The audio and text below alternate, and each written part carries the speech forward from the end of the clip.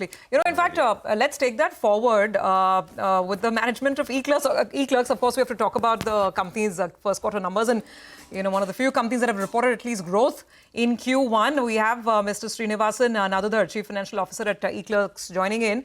Srinivasan, great to have you on. I mean, before we get to your numbers and the performance, which has actually been fairly okay, just your comment on, it's a big move by the industry titan, right? So does it herald more such rethink when it comes to workforce utilization and optimization? What is your approach, and how would you interpret this development at TCS? So I think looking at Mr. Krithivasan's comments, it seems that it is not AI related, and that is how I would interpret it as well. Because if had it been AI related, you would have seen more jobs being cut at the lower end of the org structure. So it probably is just a bit of being more efficient and optimizing the organization. And to that end, I think it is a good move for TCS. What is your thought on this? We'll come to the numbers in just a bit, but let's talk just how you're looking at employees, wages, salary, and what that is doing to your HR structure, as I'm sure you're also looking at better ways of infusing AI in all the services that you're delivering, and maybe your own workflow as well. Yeah, so we are much smaller than TCS, and we've always been a little more focused on margin, if not more than most other companies. But having said that, we do constantly look at what the employee mix is and what they are doing, and how it is possible to optimize. So this is something that is more continuous for us. Our scale is, of course, much smaller. All right. Yeah. Complete that point. Yeah. So I was just saying that both internally and externally, we look at where we can deploy AI.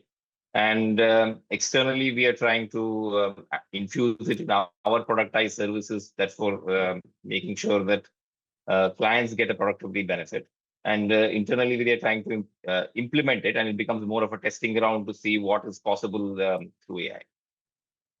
Indeed. Hi, Srinivasan. Good to see you, Ben. If I look at the trajectory, your employee count actually has hit the highest in the last few years. So you have clearly, recruited quite a few. Let's get to a couple of numbers then. Your new deals, I think, that you have signed. New deal ACV, that slipped to around $32 million. In the previous quarter, it was more than $40 million. Some softness, and will this number recover in the time to come? So I wanted an outlook on terms of a quarterly run rate, what we should look at. And the second point is on the margins, more or less steady at around 19.5%. You've mentioned in the past that you gradually like to scale up this number. In the near term, what is it looking like? Okay, so second question first. So usually Q1 is the lowest for us in terms of margins because of the wage hikes effective April 1. So everything else being equal, we should see this number go up from Q2 to Q4. Whether there will be more broad-based expansion in the overall margin profile, I think it's not fair to comment at this stage because we may prefer to reinvest in the business rather than expand margins. So we'll see how that plays out. And to your question on deal ACV, there always tends to be volatility in those numbers. So some quarters, maybe there is some large deals. Other quarters, maybe that pipeline needs to build up. Overall, on a year-on-year basis, I think the number has gone up. So we are pretty happy with that. We also see that the pipeline continues to be as strong. So as much as we are converting into sales, I think more pipeline is getting replenished. And we think that overall for the full year, the ACV should be better than the full year FY25 ACV of about, 140 million or so. Okay, all right. Just to push you a little bit for the number on margins, as you said, you'll have to take a call whether to reinvest or, focus on improved margins. What is the targeted number? In the past, I think you've indicated you want to gradually go towards the mid-20s. You can correct me on that. But in the near term, what should it be? For this year, last year, if I look at it, in Q2, your margins recovered to 22%. So from here on, what is it likely to look at? And also in terms of growth, the top 10 clients, actually, the growth has been a little bit subdued. While out of the top 10 clients, the growth has been much better. How do you see this panning out? So again, second question first. So we are actually pretty pleased with the growth in the emerging clients or the non-top 10 clients, because that's been one of the focus areas for us. Okay. And as you are aware, top 10 concentration for us is about 63%. And stated objective of our firm is to get that down. And in the prior 3 quarters, I think top 10 grew much faster. Not a bad thing, but ideally not. We would like our non-top 10 to also grow. And we're happy that that's been achieved in this quarter.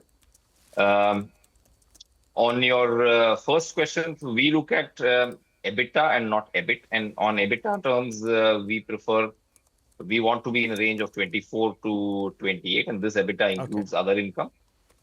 Today, we are at about 24.8. That was Q1. And as I mentioned, this probably will go up from Q2 to Q4 as the impact of wage hikes subsides. Last year, we were right in the middle of the range, about 26%. So we'll see where we end up. And Srinivasan, very quickly, some sense of top line growth. I mean, this quarter has not been bad at all. Constant currency, you've grown more than 3%. For the rest of the year, looking at your deal pipeline, your conversations, give us some indication, maybe some kind of a rough range if possible. We don't give guidance, so range is not possible, but we can comment about the near terms. And near term, we do see enough pipeline and conversion to state that there will be sequential growth in Q2. Beyond that, it's hard to comment. Okay, all right. We'll leave it there. Thank you very much for joining us. Good speaking with you. It's a pleasure.